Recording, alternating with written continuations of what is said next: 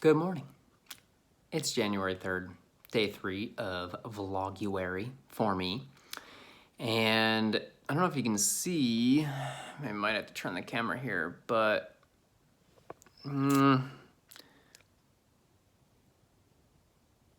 oh, there's a couple little flakes there.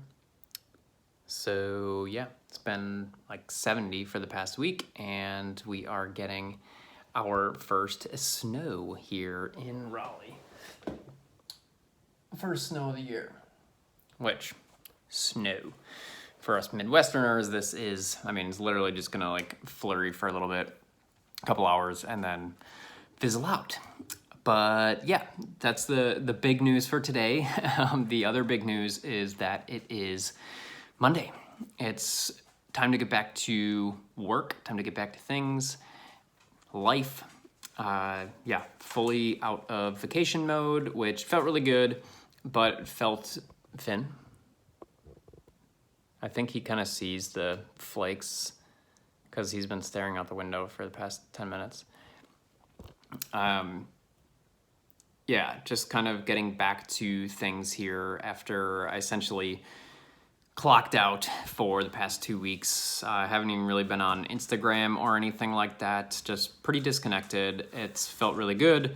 I always enjoy it. I hadn't felt great either during those 2 weeks, so sometimes I think my body is just like, it just takes that relaxation and processes something that it wasn't able to before when I wasn't so relaxed. Feeling more energized from that, from rest, from just, all the things. So I am actually looking forward to getting back to it today. And my plan, I don't know if this is exactly what I'll do because it's already a little bit later than I was hoping to. I am currently working on the thumbnail for yesterday's video. I'm just posting that now. But I'm a little bit behind what I had planned for like my timetable today.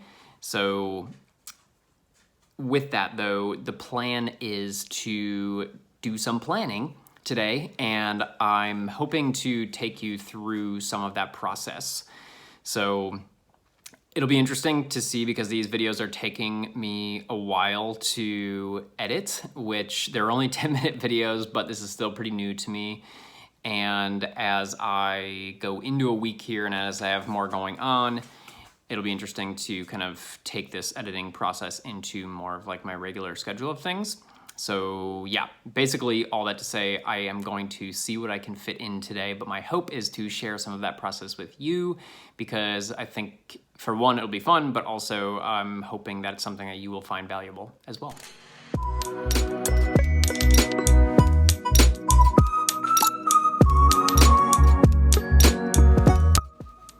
Do you want to go see what snow is, Finn? Do you want to go see what snow is?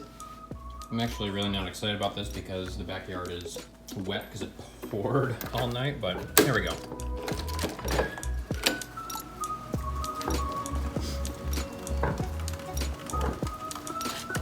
Oh God, it's cold. What is that, buddy? Good, hurry. Actually some decent sized flakes right now.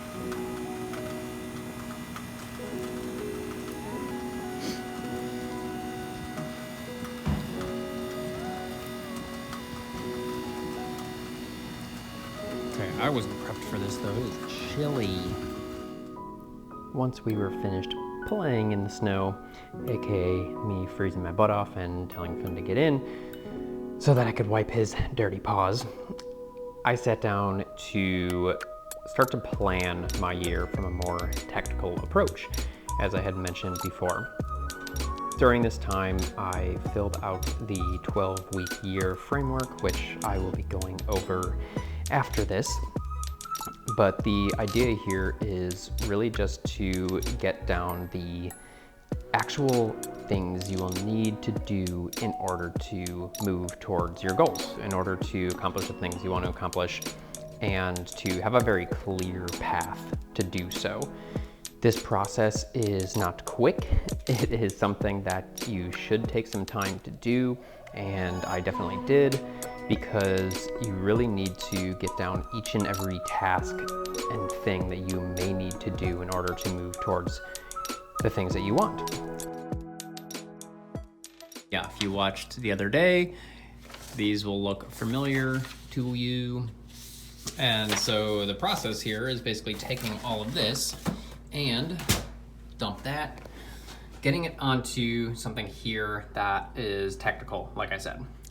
So let's take a look at what that actually looks like. I've got it laid out here. So Google Docs, my best friend. I took this framework from the 12-week year by Brian P. Moran and some other guy who co-authored it, which, by the way, I always feel bad for co-authors because, I don't remember his name. Poor guy. It's probably arbitrary whose name goes first, right? What if they contributed 50-50 to it? That just sucks. Okay, I digress. 12-week year framework.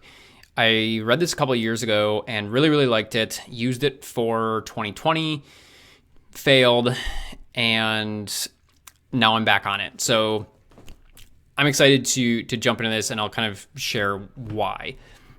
I may also kind of meld this with some of the frameworks I've created in my coaching, but at this point I wanted to do just this, and then we'll see kind of where the things line up. But so here's the high level is 12-week year is kind of what it sounds like. Instead of 12 months, we are working with 12 weeks. So we're shrinking this into a quarter, and you're focusing on what you can do in the next 12 weeks, which I really love this because a year is really big. You can easily lose your goals and action items and stuff within there. But if you condense that and focus that in the short term into 12 weeks and be really intentional about what you're doing in those 12 weeks, then you can actually see results as well as know exactly what you need to do to get there. And so that's where this particular format comes in and why I like it so much. So you start out with your 12-week goals. So you'll notice that I have those here. You start there, and then from that point, you break those goals down, which is these sections below, which again, I'll talk a little bit more in detail in just a second, but you break those down into how you're actually going to get to that point. So, and then there's a way to track how you are doing at that on a weekly basis. So my 12-week goals are get a great job. Definitely my priority at this point. So numero uno, biggest focus. Second, share my journey and process through video and audio. Mainly through audio. I do have a podcast, so I will be doing some stuff with that, but I'm mainly focused on video right now. And knowing these things is really important. I'm not just trying to do everything because I've been there, done that. Doesn't work out so well. Cultivate relationships and community, and engage in daily rituals. So these are the 4 main things that I'm focusing on in these next 12 weeks. Doesn't mean that I won't do anything outside of these things in the next 12 weeks. Doesn't mean even necessarily I'm hopeful to be successful at all these things, but doesn't even necessarily mean that all these things go through. But it's really important, and I know if you're anything like me and are multi-passionate, have many things that you want to be working on, or your hands in, one of the biggest ways that I've failed, and I see people like me fail, friends, clients, etc., is trying to do too much and not prioritizing. And when you, as you may know, when you put your energy into too many things and you spread yourself too thin, no 1 or 2 or 3 things get done in a meaningful way. So that's what feels really good about this. And then the way that they're broken down is the part that's really, really helpful. And excuse me, and I really stand behind in this framework. So you'll notice that these are all granular action steps. These are the things that it takes to do that thing. Great, get a great job. Study, reach out to connections, apply for jobs, prep for interviews. All of these things are actionable. So you'll notice that they literally all start with verbs.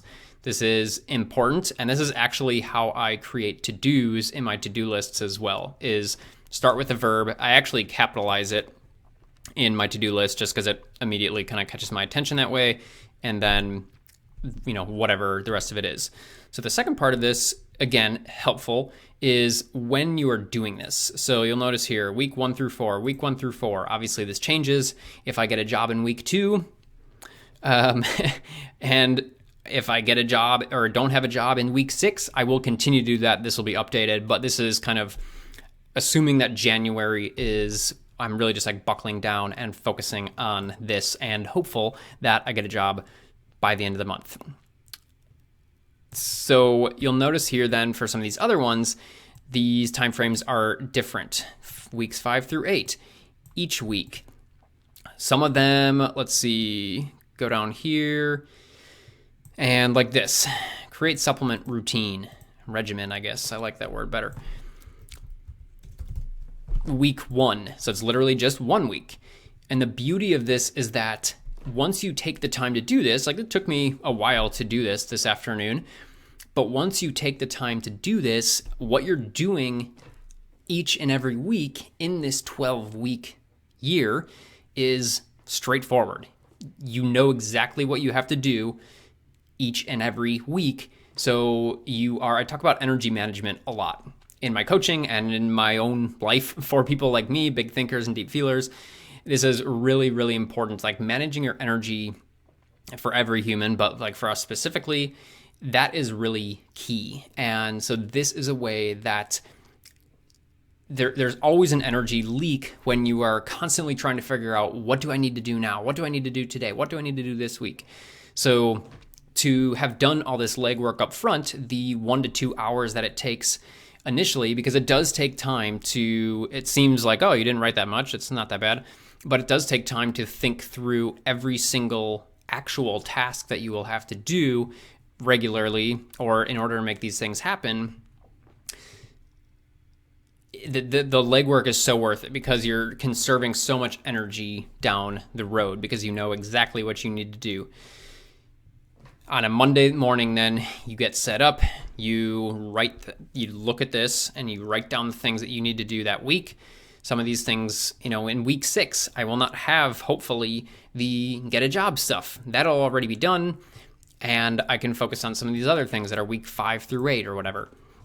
So I can't emphasize enough how meaningful this legwork is. Now, the other part of this is that you actually have to follow through with it. So that's the part for me that I haven't not done so well in the past, and I am really hoping that I can stick with this time around.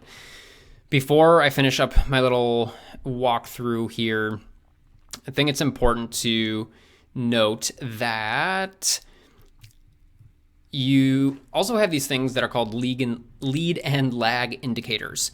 So again, you're breaking down each goal. And then the lead indicators are the things, essentially, you can also read this as like process versus outcome. So these are the things that this is proof that you are engaging in the process. You're doing the things necessary. So messaging connections, completing job applications. Whereas the lag indicator or the outcome essentially is, what do you want out of this? Like in order to know that you're hitting your goal, what does that look like? Sign job offer. So these other ones, record, edit, post. Like that's pretty straightforward. Number of views and subscribers would be the outcome. So again, this is helpful because breaking these things down, I talked about this in my day 1 video, was all about focusing on process this month. That's why I'm showing up each and every day and doing one of these videos is I'm just focused on the process. So that would be a lead indicator in this situation is I'm posting a video every day. I'm not worried about the lag indicator, which is how many views it has or how many subscribers I'm gaining. At this current point in time, I don't care. But so that's the difference there. Lead and lag, or like I said, like process and outcome. This is helpful because The lead or the process things are the things that you can control. If you focus on those, you know you're doing what you can be doing. All right, so yeah, just kind of made this note here. And then he suggests answering these 2 questions. What actions will you struggle with? What will you do to overcome these struggles? From my time coaching, these are fantastic questions. I've done basically this exact thing with clients. If this is what you are trying to do based on the self-awareness you have, what are you going to struggle with? So for me, this is it. I just have a hard time. I have like a block when it comes to messaging people or reaching out for, pretty much anything. Like calling. Does anybody else hate calling? You have to call like AT&T or Comcast, like resisting that hardcore. Yeah. Yes. So final part here is, and you'll notice that this is an old example, but this is when you actually break it down by week. And so I mentioned before, the cool thing about breaking down that 12-week year right off the bat is that you know what you're doing each and every week. So you essentially, on a Monday morning, you sit down and you create this list. I haven't done it for even what this week needs to be, but you would sit down and for each week 1 thing that says week 1, weeks 1 through 4, each week, you copy and paste those tactics here. And then from there, when you do them, you cross them off. As you can see, this is, like I said, old stuff. And then this is a key part, which is to score yourself. Now, it's important to realize that you're scoring the tactics, you're scoring the action items. So in this particular instance, the week, the Q1 of 2020, I did 14 of 21 action items. Therefore, this is my percentage. Now, he has a percentage system. It's like if you're over 70, you're doing you're on your way to things, and then if you're over 85, your progress is inevitable or something like that. So, it's just the whole, and what he mentions, which I really like, again, as a coach, and who talks about compassion versus shaming ourselves into results, is just like, this is an unemotional number. This is simply a metric to show, am I showing up and doing the thing that I need to do based on what I outlined? Yes or no? And what does that look like? So this is not a pass-fail type of thing. This is simply a cold, hard measurement of, am I doing the things that I need to do? And assessing that each and every week, and why am I doing it? Why am I not doing it? Etc. So this was a little bit longer than I was expecting, but I think this is really, really beneficial. Comment below if you have questions on this, if you want help with anything, or like have questions on, again, any of these terms or anything, or like how I created this, or how you come up with, because this should only be like 3, 4, maybe 5 things, but it should be very, very tangible, because you don't want to get to a point where your week is full of these tactics and you have 30 or 40 of them, because it's simply not going to be enough focused energy. So yeah, with that is what my more tactical piece of my planning looks like. All right, friend. Well, that's going to be it for today. Also, just another random note. Our landlord was over a little bit ago because last night it poured before it turned into the snow that it was today, which there's nothing on the ground now because it's just too warm here, even though it was like 38 degrees today, but the ground is too warm. Last night it poured, and we noticed in the bedroom that the carpet was like soaked. It was so wet, and it was coming like up through the floor. It wasn't like the window was open or anything like that. So anyways, he just came over and like soaked all that stuff up with a little, his little machine and stuff like that. So that was kind of an interesting different part of our routine. But other than that, January 3rd is pretty much done. It's like 7:30. Just gonna make sure I have all these videos from today. I am going to make sure I know what I'm doing tomorrow. Try to get a little bit of like what I showed today, just kind of some more of these things together so that I can continue to move ahead and knock them out. But yeah, thanks for hanging out today, and I will see you tomorrow.